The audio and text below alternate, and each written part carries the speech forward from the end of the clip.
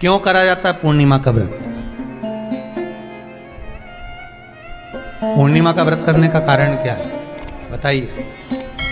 आप इतने सालों से कर रही हो, कई माताएं कर रही होंगी पूर्णिमा का व्रत। एक समय फलाहार करती हैं, एक समय भोजन करती हैं। भोजन में खीर का होना जरूरी होता है पूर्णिमा के व्रत में। दूध की सामग्री होना जरूरी होती है पूर्णिमा के व्रत में। 12 महीने की पूर्णिमा करो, मना नहीं है। और पूर्णिमा उठाने का भी समय होता है चैत्री।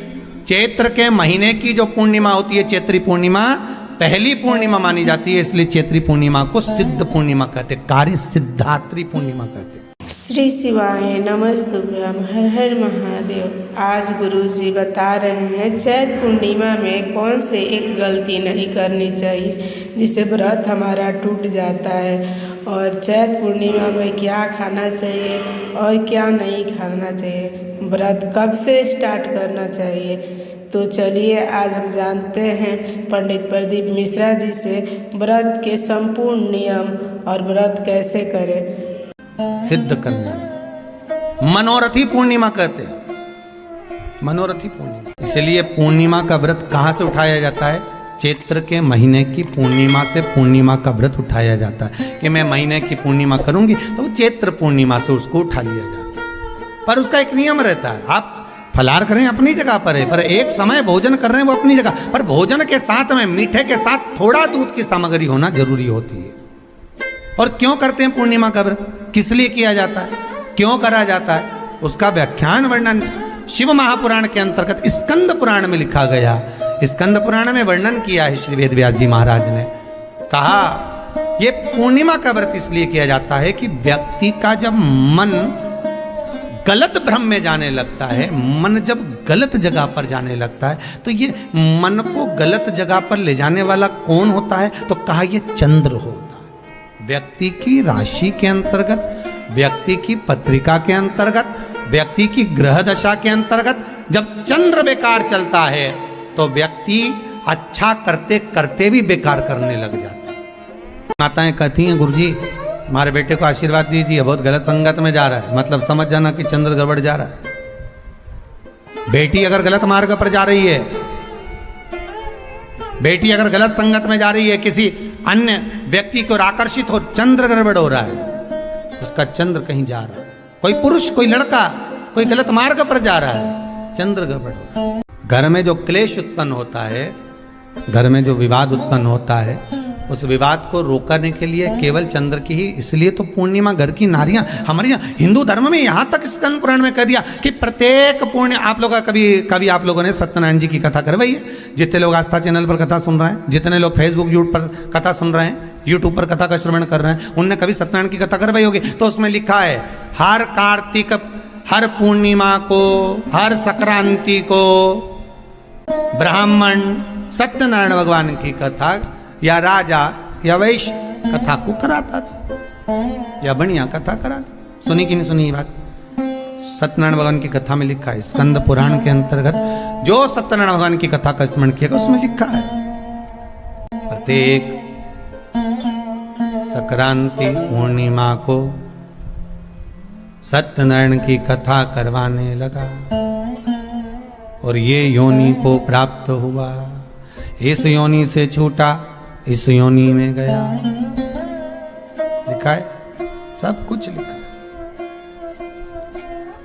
अब उत्ते से समझ जाओ कि पूर्णिमा को सत्यनारायण की कथा करने का बोला, तो पूर्णिमा को सत्यनारायण की कथा का क्यों बोला? वैसे तो रोज कराओ सत्यनारायण जी की कथा, प्रतिदिन कराओ, मना नहीं है। आप क्या कोई विशेष फंक्शन है आप सत्यनारायण जी की कथा करवा, पर पूर्णिमा संक्रांति को और संक्रांति को पूर्णिमा को सत्यनारायण की कथा का स्मरण क्यों करवाया गया? क्योंकि पूर्णिमा के दिन अगर ये भगवान का व्रत रख लेगी, पूर्णिमा के दिन अगर ये खीर का प्रसाद बना लेगी, थोड़ा सा दूध की कोई सामग्री बना लेगी और भगवान को भोग लगा देगी, भले सत्यनारायण भगवान के भाव से बनाए, भले सत्यनारायण जी के निमित्तार्थ बना, पर अगर इसने सत्यनारायण भगवान के निमित्त से बना, पर पूर्णिमा के दिन अगर ये व्रत रखेगी, उपवास रखेगी या कोई सामग्री बनाकर भगवान की पूजन कर लेगी, तो इसके घर में जो अशांति है वो शांति में बदल जाएगी। इसलिए कई घरों में आज भी सत्यनारायण भगवान की पूजन हर पूर्णिमा को करती है माता, किताब लेके बैठ जाती है, तुरंत तुरंत उन्हें ऑफिस जाना, कहीं काम पे जाना, और तुरंत तुरंत उसने तुरंत जल्दी जल्दी कलश रखा, कलश नहीं भी रखे तो भगवान की पूजन कर कुरा के ब्राह्मण देवता को बुला लेगी, ब्राह्मण नहीं आएंगे तो खुद कर लेगी, पर करती जरूर है। इतना सा आटा सेक लेगी, पंजेरी बनाई, सीरा बनाई, मिठाई रख दो, कुछ भी करेगी पर सत्यनारायण की कथा कर ले, उसका मन लग गया उसमें।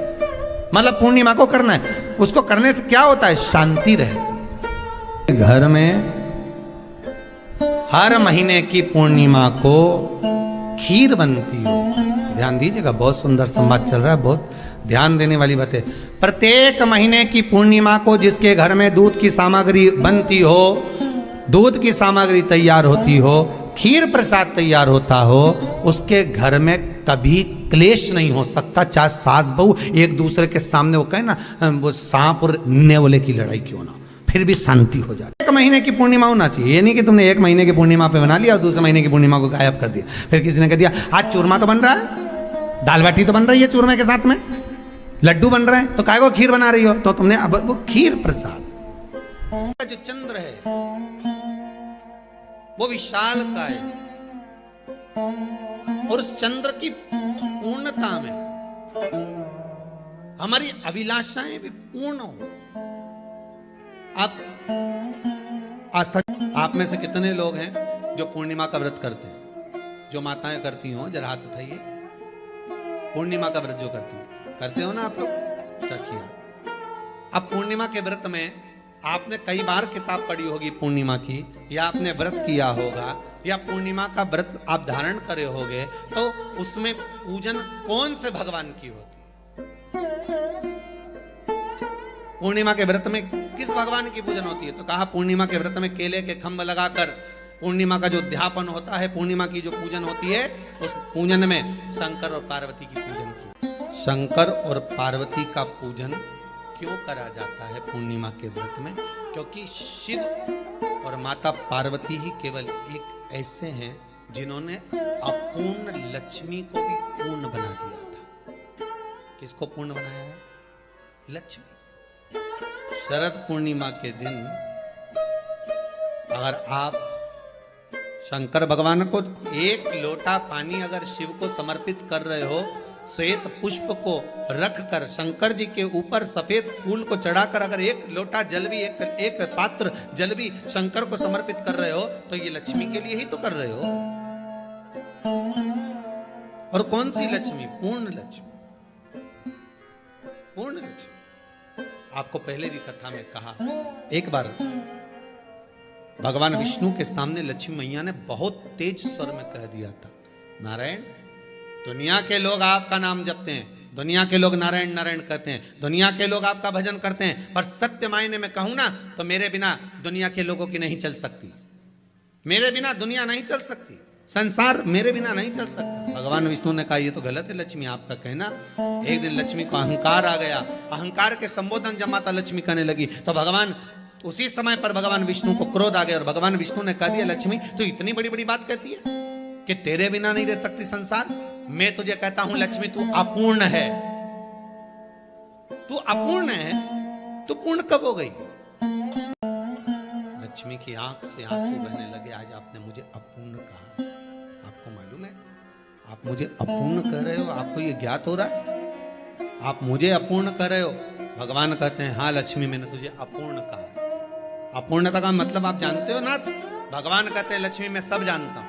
लक्ष्मी रोती हुई माता सरस्वती के पास पहुंच गई। सरस्वती ने पूछा क्या बात है लक्ष्मी, क्यों रो रही हो? लक्ष्मी जी ने कहा क्या बताऊं सखी, मेरे पति ने आज मुझे अपूर्ण कह दिया। क्यों रो रही है तू? अपूर्ण अगर कह दिया, पति ने ही तो कहा है ना, तो क्यों रोना? चल मेरे साथ। और सरस्वती मैया माता लक्ष्मी को लेकर सीधे पहुंच गई माता पार्वती। माता पार्वती ने लक्ष्मी जी को देखा और सरस्वती को देखा तो पूछा कि बात क्या है, क्या हो गया ऐसा, क्या हुआ, क्या है ऐसा जो तुम दोनों आज मेरे पास में आई? क्या हुआ? पार्वती जी कुछ बोलती, शिव जी का ध्यान माता सरस्वती की ओर और लक्ष्मी की ओर गया और भगवान शंकर जान गए कि आज भगवान नारायण ने लक्ष्मी जी को अपूर्ण कहा है अब देखें माता पार्वती क्या कर सकती है, इसको पूर्ण बनाने के लिए करेगी क्या? क्या हुआ? माता सरस्वती जी बोली लक्ष्मी को अपूर्ण कर दिया। अपूर्ण कर दिया? हाँ, तो क्या सोचना उसके लिए? इसको मैं अभी पूर्ण बना देती हूँ। माता जगत जननी पार्वती ने गोदी में विराजमान गणेश जी को उठाया और उठाकर लक्ष्मी जी की गोद में दे दिया। ले लक्ष्मी, आज से तो पूर्ण हो गई। लक्ष्मी, आज से तो पूर्ण।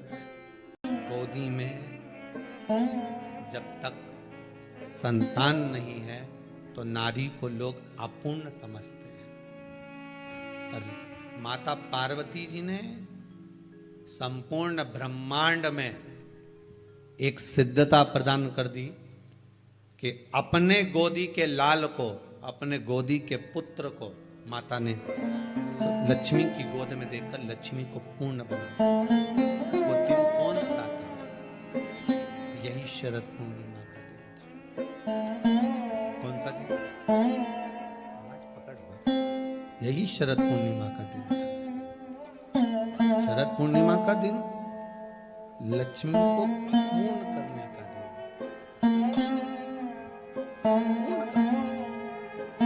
केवल अमृत ही नहीं बरसता, शरद पूर्णिमा के दिन लक्ष्मी भी बरसती।